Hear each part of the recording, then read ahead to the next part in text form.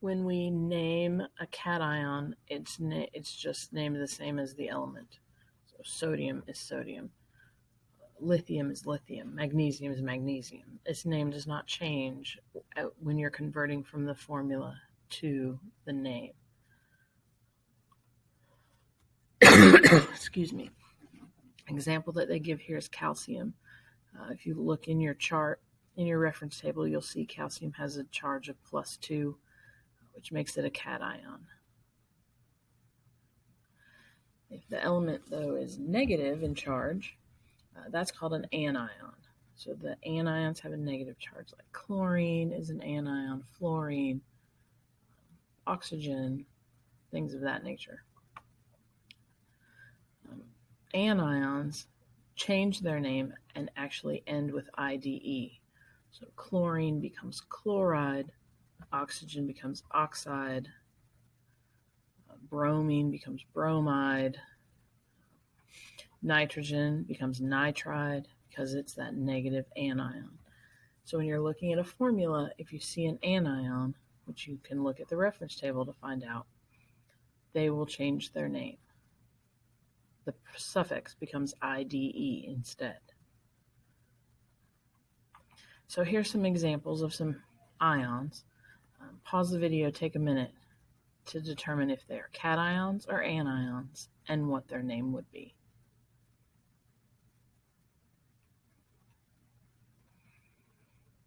So real quickly, this is magnesium. It's a cation, and its name would stay magnesium. This is potassium. Again, a cation, stays potassium.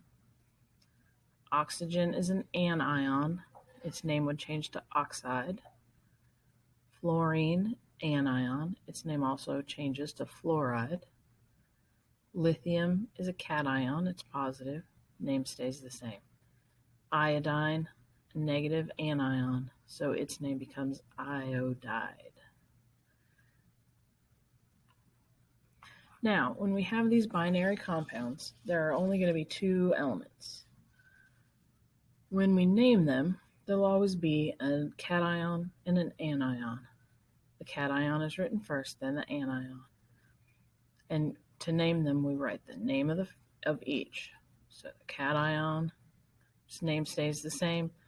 The anion portion gets a suffix change to IDE. So you can see here, this is sodium, and this is chlorine, but we changed the name to chloride. Sodium chloride. This one, potassium and iodine, but we changed the name of the anion, so it's potassium iodide. Here we have magnesium and chlorine. So when we would write the name, it would be magnesium chloride. Try this last one really quick. The calcium name stays the same, and the nitrogen becomes nitride because it's the anion. So this is calcium nitride. So now you know how to write the name when you know the formula. Oh, excuse me. Try these few examples as well. Pause the video. You don't have to write them down. Just make sure you can say the names.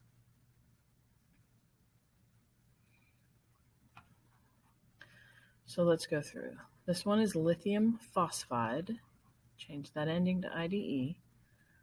Aluminum sulfide. Strontium bromide. Rubidium oxide. Barium selenide. That's selenium, right? And cesium iodide. So hopefully you got all or most of those correct, so you have a good idea of how that works with these binary compounds.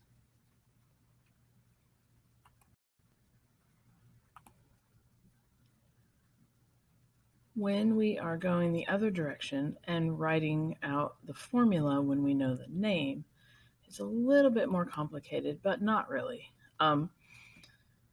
Basically, the goal we are looking for is in the formula, the two ions, cation and anion, must have charges that add up to 0. So the sum of the charges has got to be 0.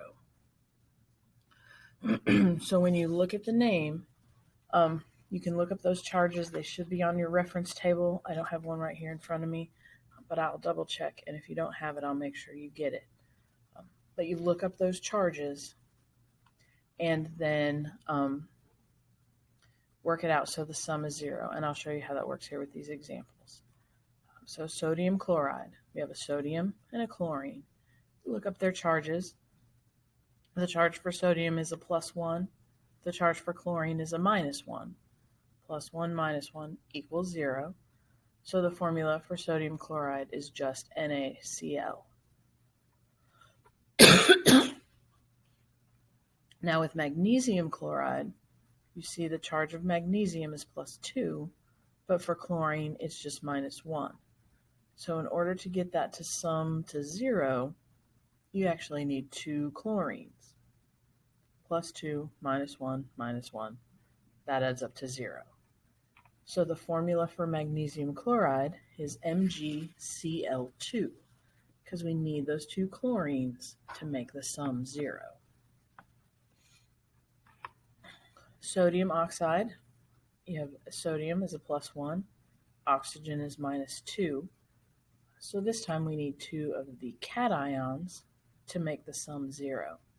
2 sodiums, 1 oxygen gives us Na2O.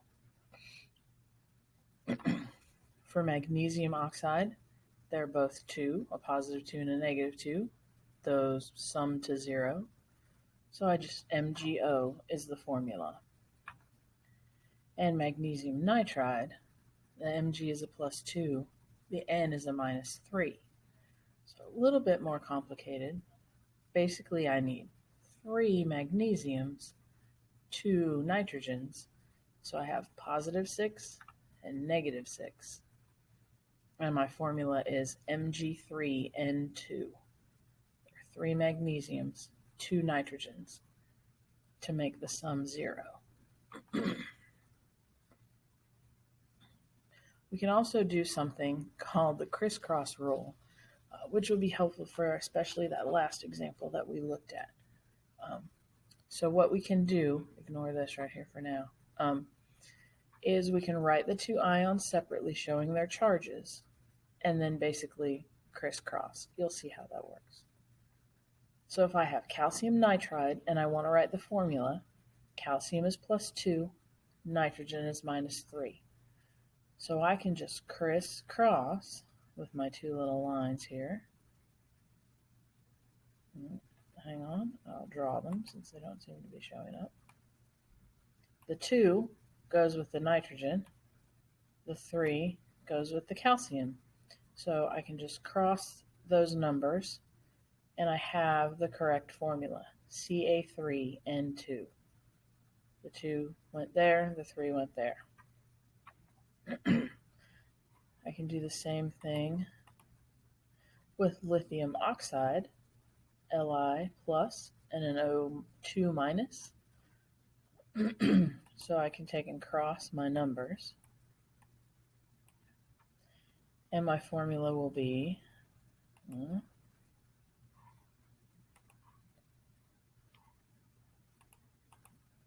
Li2O. The lithium has a +1 charge, so when we cross that, the oxygen stays at 1.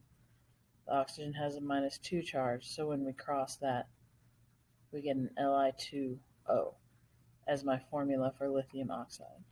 So you can look at it that way and just take the charges and crisscross, swap those 2 numbers.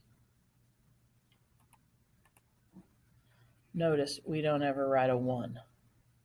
It's just understood if there's one of them, there's only one. So be careful with that.